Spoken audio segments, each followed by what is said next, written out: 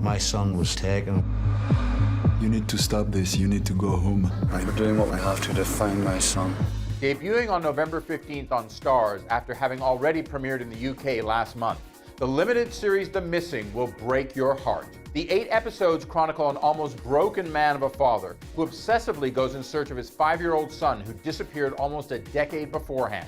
This is an amazing piece of television, one that I'm still haunted and intrigued by, in no small part to the raw and gut-wrenching performances by James Nesbitt of the Hobbit trilogy and Frances O'Connor as a couple destroyed over and over by their loss.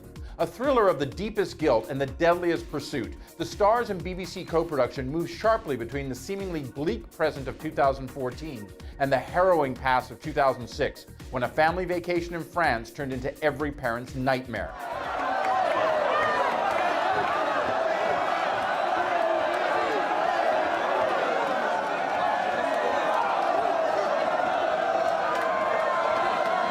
Sculpted as much as written by Jack and Harry Williams and helmed by Ripper Street director Tom Shanklin, I don't think I'm giving away too much to say that The Missing never lets you off the hook or the edge.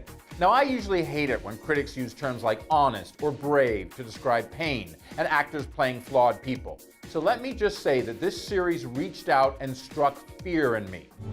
Oh my God! Oh my God! Ollie! And in full disclosure, and with the subject matter, that emotionally charged narrative might just be too much for some, and you should have no embarrassment in admitting it.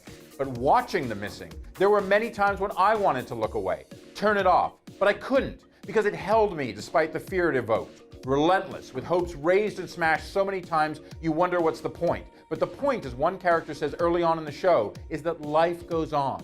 And that is through the good, the bad, and the very bad that life hands out. This is life at some of its very worst, and it's also television at its very best. So don't miss The Missing, even if you think you want to. I'm Dominic Patten for Deadline Hollywood.